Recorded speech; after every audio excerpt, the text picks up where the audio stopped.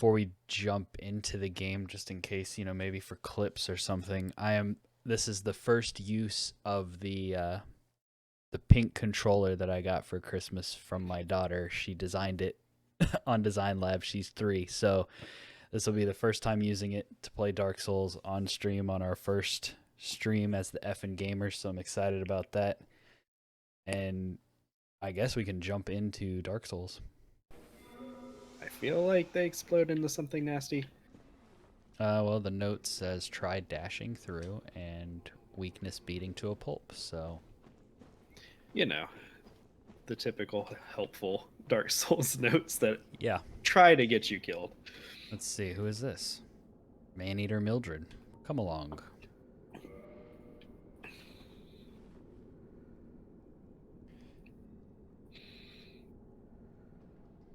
That pig wasn't the only thing we double fisted during our platinum run of Bloodborne.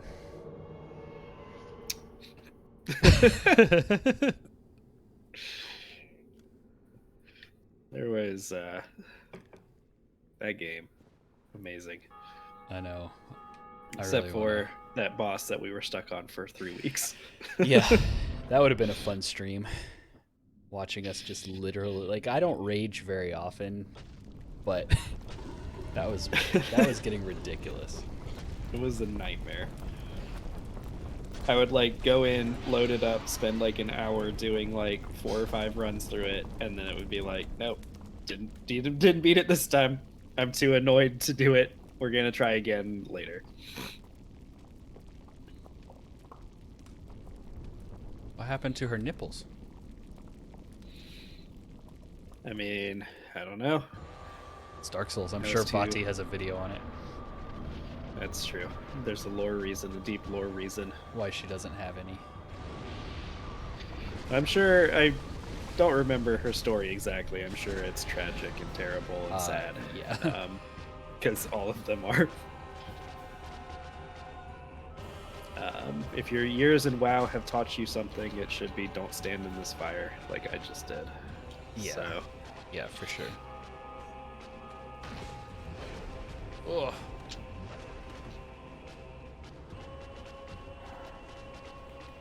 and at some point she'll like rear up and do like some giant like red explosion that you want to back up from, I think. But other than that, as long as you're not standing in front of her, you're pretty safe. Yeah, that's the thing about the older FromSoft games, even like the Demon Souls remake, because it's just a prettier version. A lot of the bosses are pretty simple. Nope, I'm dead. That didn't kill me, but it took a lot of health. I don't know. Simple, what move but that just was. punishing. Yes. I need to burn some souls on this guy and invest in my health a little bit.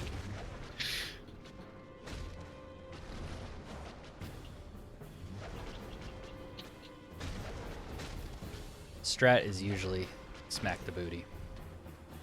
Yeah. Oh, no, you don't. That's... Go after Maneater Mildred.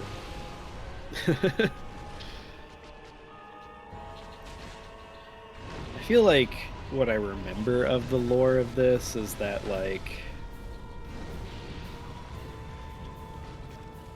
her sister, like, we can find her sister in a little bit, and she kills people to feed their humanity to her sister or something like that. Because her sister is, like, sickly and dying or something. So, she's not trying to kill you because she wants to necessarily. Right, You monster, as you defeat her. What?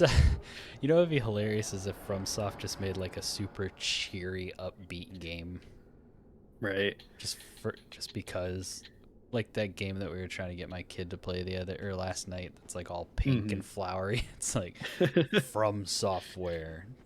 Take care of your cute kitty cat. Ah, we can summon an NPC in this room. Oh, that's what it is. Iron Guess Tarkus. Because this boss is not terrible. there's a chance that he'll get like lucky and just like throw you off the edge or something. Right. But for the most part, he's not too bad.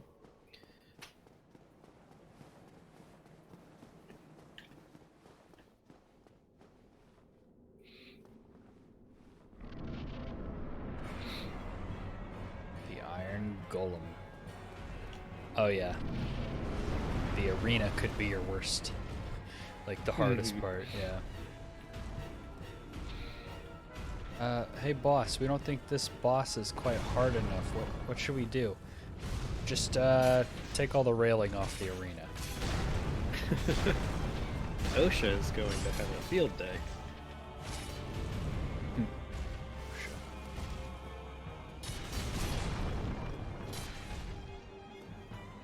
This is why you need to unionize Iron Golem.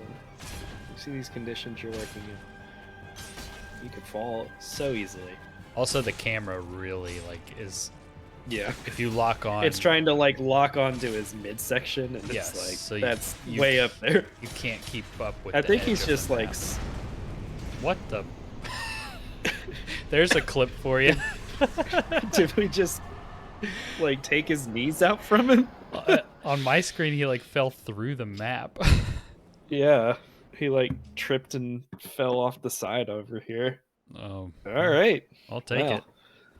Yeah. We are doing some Rainbow Six Extraction kind of first impressions. But before we dive into that, I wanted to ask you how it feels to be right about something so ludicrously impossible. You know, I was pretty proud of that. I am an Xbox fanboy. Like Yeah. I play that up a lot, but I do really like Xbox, and it was really cool to see that big move happen. And especially if you've listened to any of our previous project stuff, Level Playing Field, every year we would make like these predictions. And so of like what we thought was going to happen within the gaming space in the next year. And so every year that we've done it, I always throw in like some ludicrous, crazy, like Microsoft is going to buy this studio and that studio or whatever. Because, I watch Microsoft. I'm like, they're buying things up. It's not that crazy. They bought Bethesda, they bought Activision this week, and so technically I wouldn't have gotten points for it because it happened after we would have done like the predictions wrap up episode, but I was still right. Everyone laughed at me when I said that Phil Spencer was potentially going to buy Activision Blizzard. Everyone's like, no, that's not going to happen. And to be honest, I don't think I believe that. I think there were several other things on that list that I thought were like way more realistic for them to buy. But I threw Activision Blizzard in there as a joke, and also to kind of like poke at Joe a little bit because he's a big like Blizzard fan. Yeah. And so I was just like, they're going to buy it, but it happened. All these made up words.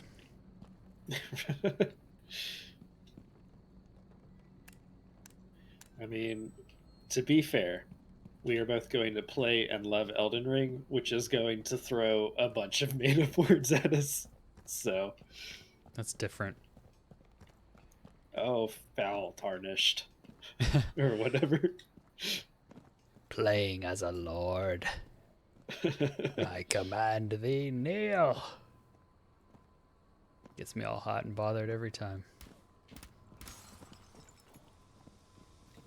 Oops. God, I can't wait for that game. I might as well just delete everything else off my Xbox.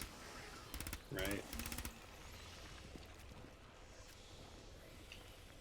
I'm trying to decide if I'm gonna like pre-order it or not. Yeah, Not from GameStop, just online, so that it pre-installs. Oh, see, I'm trying to decide if I want to buy a like physical. Ow. I wanted to get like the collector's edition, but it sold out way too fast. Which is good because it's stupid to spend like $250 on a video game, but When I looked at the collector's edition on like just digital. Oh shoot! I don't know how I'm doing on health. My microphone is covering it. But it looks fine from looking at the stream. Yeah, you look decent. I think I'm out of like bonus health, but Are we supposed to kill this thing? What are we trying to do? no. So we're gonna turn it on, and then where it's got these like if you go like this little area right here, we're gonna have to like stand in this area, and it's gonna send some like enemies and stuff at us. Gotcha. So, But yeah, take down these nests around the area. That'll probably be helpful, though. I will probably buy it digitally just so that, yeah, like you said, I can have it as fast as possible. But I may also get a nice shiny box of it. Buy some sort of, yeah, like super cool version. Yeah. Maybe they'll do like a I guess Prima Games doesn't really exist anymore, does it? But like for Dark Souls 3, I've got like and The Witcher, I've got like a very nice like hardcover collector's edition like walkthrough strategy guide thing. Oh yeah, they may still have stuff like that, but oh shoot, that hurt you. Yeah.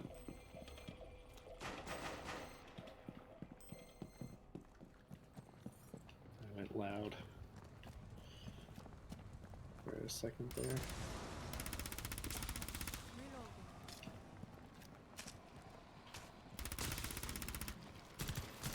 This is our last objective, right?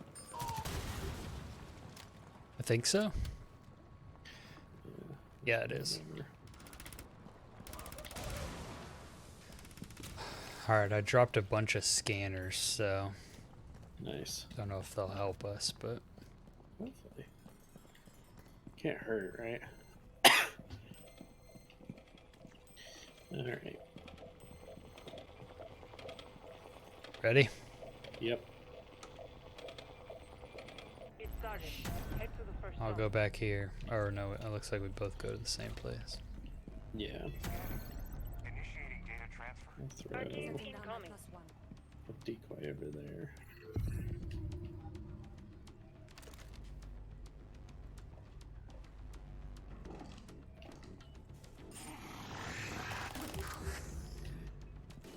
I guess we can go loudest too. I don't know if you want to. Everything I've got is silenced, yeah. Okay. I've got like a little baby pistol. Alright, go to the next one.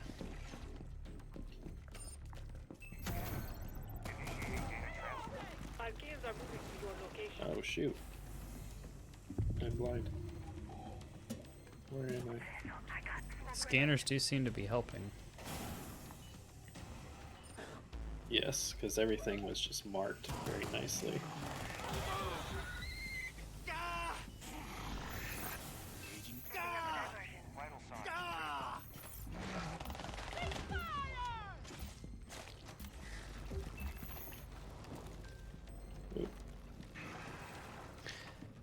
I am hurt. Yeah. Head to the next scanning zone. Oh man, we have a third. Yeah. We might have a fourth since there are two of us. There's so many dudes. Yeah, if you have smoke, toss it.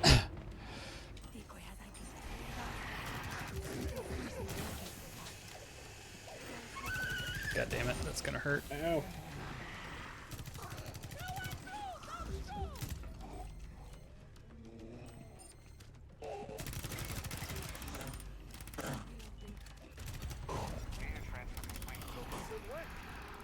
Alright, let's just like run. Yeah. Yes.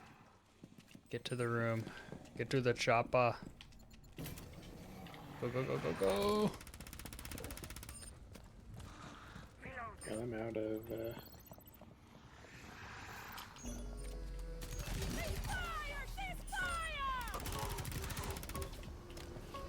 Like we did it. That was an intense extraction there.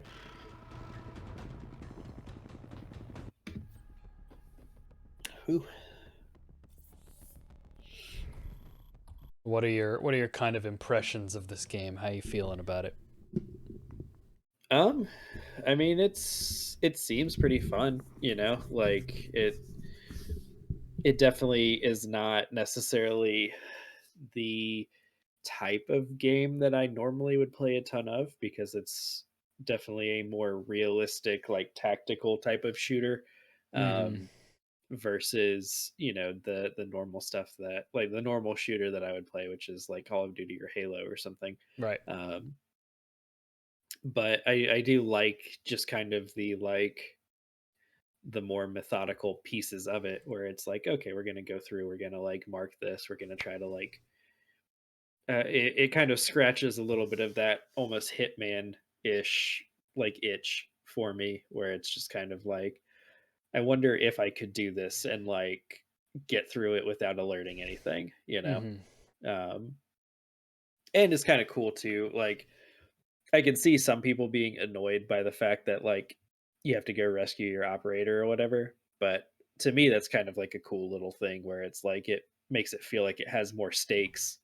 Um, like if they were just going to be like, you can evacuate or you can keep pushing on and whatever, like it's almost got that thing that Dark Souls does so well, where it's like, okay, here's the bonfire. If I rest at this bonfire, everything's going to reset. But if I don't rest at this bonfire and I die, then I'm going to lose all these souls. Where it's kind of the same thing where it's like, okay, I've completed this like little room's objectives. Like, do we keep pressing forward? Do we press our luck and try to complete Mm-hmm. this next objective for more XP? But if we don't do it, then like our guys are stuck here and I can't be that guy anymore, versus just like, oh, you didn't do it, bummer. Right. It makes it feel like it's got higher stakes, which is kind of cool to me. But Yeah. what about you? What are your initial impressions after like an evening with it? I have always been a fan of like Call of Duty over Battlefield, where Hmm. Battlefield has like the sniper bullets drop depending on how far away you are and stuff like that. Hmm. Um, I typically gravitate towards those more run in, either kill or get killed pretty quickly, and then get back Hmm. to it really fast. So, like I've really been vibing with Halo Infinite, Yeah. and I enjoy Call of Duty when I'm doing well. Hmm. This, and also like comparing this to say World War Z or Left 4 Dead Hmm. or games like that, where you are a little bit overpowered Hmm. and it's a little bit more just like power fantasy. This feels a lot Hmm. more intentional. Like you have to be a Hmm. lot more intentional. You have to plan a little bit more. You have to kind of think about, okay, well, these are our three things we need to accomplish. So which guys do we want to take in? What gear do we want? What guns do we want? Do we want to go loud, Hmm. quiet, all that kind of thing? And as a concept, I think that's really cool. Hmm. And I definitely didn't hate playing it. I'm not gonna like immediately go uninstall it if you hit me up and you were like, "Hey, play some Hmm. Rainbow Six Extraction." I'd probably be like, "Meh, sure, why not? Sounds like it'll be fun." I Yeah. don't see myself coming back to this game when when it's like Friday night. Well, we stream on Hmm. Friday nights, but if like at the end of the day, I got a couple hours to kill. I want to play some games. This is not gonna Hmm. be one of the ones that I jump to first. Hmm. But that's Yeah. not because of the quality of the game or what it's doing. That's just because I Hmm. don't think it really necessarily jives with the games that I enjoy. Yeah. Yeah. And I think that's a good way to kind of come down on it, like where I can see myself playing this maybe for a little bit, but it's definitely not it's not necessarily my go-to. Yeah. It was fun. I can see it, like I think it's a good game. I can see how it is fun. I There are parts of it that I enjoy, but then it's also one of those things where it's like, um it may not just be your style of game, and Yeah. that makes sense. I So, think it's a very interesting and cool concept, and I think it's a hmm very so far like we're in the opening sections, but so far I hmm feel like it's very high quality. Like hmm it feels good. It didn't crash on us. We were getting in parties, no problem. It looks good. yeah, You know, hmm everything seemed to work. So I think that Ubisoft nailed that part of it. But it just, hmm yeah, the type of game it is, I don't think is going to be one of those that I'm returning to back. Like yeah, Halo's kind of my go-to multiplayer experience right now. hmm And then obviously Elden Ring's gonna come out, and that's going to be all that I play. yeah, But the yeah, like a more quality is there. arcadey sort of shooter experience. Right. Yeah. The hmm quality on this one is there. It's just not necessarily my Yeah. go-to thing. But yeah, I think definitely if you like Rainbow Six, give it a shot. I think definitely if you have hmm Game Pass, give it a shot. I think if there's really no reason not to try it if you have Game Pass, but Yeah. it's definitely I feel like it's a quality experience. Like it's not something you're hmm gonna jump into and just be like, "Well, this is a disgusting, broken, buggy mess." But hmm I do think that it's not for everybody. Like it's definitely not going to be the Yeah. most appealing game to say the casual Call of Duty player. Yeah, like if your mindset is I'm just going to like charge in here, sprinting everywhere, like just Yeah. shooting everything, like it does feel like this game is very much like the parts that we had issues with, like where we died was where we messed up and things went terribly, and we alerted a bunch of stuff, and we had to like just start shooting and trying to survive, or it was like the objectives where it made enemies come at us, because it is very much just like if you I guess you could just run in and go loud if you're like very good and very accurate, but um Well, you compared it it to does. Hitman earlier, and that's kind Mhm. of a similar comparison where, like, yeah, in Hitman, you can run around and just shoot everything, but that's not how the game is Mhm. meant to be played, and that's not how you get, Mhm. like, a good score, you know? Exactly. Exactly, because it does feel very much like the okay, try to be stealth as much as possible. This one does feel like you're a bit more equipped than Hitman to Oh, like for sure, deal yeah. with it It's going not one loud. to one, but yeah. but but yeah, it does feel like, okay, I'm going to take this more methodically. I'm going to, go scout with my little drone. I'm going to set up those scanner mines that you were doing or whatever, and try to take it slow and clear this area versus just, the Call of Duty sprint in, slide in 360 no scope sort of play style. Yeah, exactly. So, So, yeah, Bo and I are talking about running Linux to make a Raspberry Pi emulator mm, to be able to play older games. He's gonna send me some information, so I may go down a yeah, whole new rabbit hole here. that does seem cool. That seems much more doable than not having a Windows computer again. So, He he said he wants to get an old arcade box and put everything, literally that would everything be in it. cool. That would be very cool. There's a little arcade.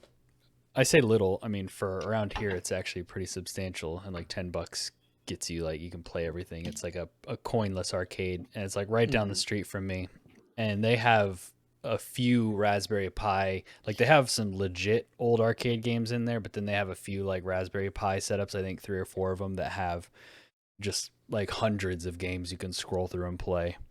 They have some mhm. virtual pinball ones too, so pretty cool. I would go broke if that was near me. I mean, like I said, you pay like a flat fee, you just go in and you can Mhm. play them. And I think if you were in there every day, they'd probably just like hook you up. It's like a real kind of mom and pop thing Yeah. where you just like they did Smash tournaments for a while, and they did Project M and Brawl, and I went in there Mhm. to do those for a while, and just going there once a week, it got to the point where like they knew me, they knew my name. They'd be like, "Yeah, go play some games while you wait for your match," stuff like that. Like they're super chill, super cool, nice Mhm. people. I haven't been down there in a while just because I'm so busy, but I think my daughter's getting old enough now that I think she'd probably actually like to go in there and play some of the like racing games and stuff. So Mhm. yeah, if you're ever nearby, if you're ever on the coast, go check out the Yeah. Sweet Escape. So I know it's not our current podcast, our current project, but how was it hitting 10,000 total listens for or downloads for Level Playing Field? That kind of blew my mind when I got it, because I was laying in bed getting ready to go to sleep, and I just happened to check my email, and I got the email from Buzzsprout, and it was like, congrats, your podcast has over 10,000 downloads. And I was just like, holy shit. Because I like had kept up with it, obviously, when we were heavily like promoting it and putting content out. Yeah. And I had looked at it not too long ago, and like some of the episodes are doing really well. Actually, I gotta let Phil know, because his Miles Morales and his Spider-Man episode are like in the top 5. But yeah, so I knew we were kind of like heading that direction. But I think the last milestone I had seen was like either 5 or 7,000 or something. And then the show ended, I think, even before we had gotten that milestone. So like I don't check the stats daily. Yeah. But yeah, I got that email, and it was just like, wow, I feel kind of like, I don't want to like oversell it, like say I was overwhelmed or like emotional or anything, but it was like I felt really proud, in that moment. And so I stayed up a little bit later to post the like thank you thing and stuff that I sent out on all the socials, because it's really cool. And I mean, I know that we have kind of like our core like pod fam and our community, and like I know there's dedicated listeners, but like a lot of those downloads are outside of that, people that have never talked to us or given us any feedback or told us why they listened or anything like that. So yeah, it was cool. Breath of the Wild's still the most popular episode. The 2 Spider-Man episodes are in there. I think the World of Warcraft episode, maybe. I went in and I looked at stat breakdowns of like the top episodes to see where we were at, and we're listening to Purple Rain again. But it very much reinforced for me that we're doing the right thing for growth with the show we're doing now, focusing on games like spoiler casts and stuff, because definitely the like first half of the episodes that are like the highest in downloads are all like game specific, and then there are still a few like more topical ones that are in there. But yeah, I don't know if you've gone in and looked at the stats. It's kind of ridiculous how it's blown up over the last couple months. I think January was our highest growth we've ever had. We're not putting out new content. We're not promoting it. We're not doing anything. And it was like our biggest month for downloads. I think it helps that there's a big back catalog that people can check out, but still. It does help, because I know when I find like a new podcast that I get into, I go back and I like start from the beginning most of the time. So. Or look to see if they have something you care about to listen to. Like if I really love Red Dead 2, do they have a Red Dead episode? Oh, they do. Let me listen to that one, because then I know I like the game. Now I can see if I like the personalities and the content, Right. But yeah, it was pretty crazy. Hopefully this project can surpass it eventually. I mean, Level Playing Field, I'd say that it was very serious for a couple years. So it was live for more like 3 years, but yeah. What is the... I feel like we know a lot more. We're a lot smarter about this one. It's just like, was that like a magic sauce thing? Was that just like we put in the time? And so if we put in the time with this one, was it just, that's the problem. You get the number, but you don't know how or why necessarily. Yeah, like drilling down to like, okay, we've got this, but how did we wind up here? Exactly. What about these things do people enjoy? And so I know that, my goal was to make entertaining and from a audio standpoint, high quality show, and to be consistent and show up every week for it. And so we're doing the same thing with the Friendly Neighborhood Gamers. It's not all podcasts, like, but we are doing consistent weekly content. So, Yeah. and we're doing consistent bi-weekly podcast. And I like that we're doing more interviews. I don't know if that'll be if that'll be better or worse for growth, but me Right. personally, I like it. Yeah. I think the interviews are fun. We've got one coming out Monday. Monday. With is that Emily? Or is that That's Emily. okay. Yep, Emily Bateman will be Monday. Really fun conversation. Really fun game that you did.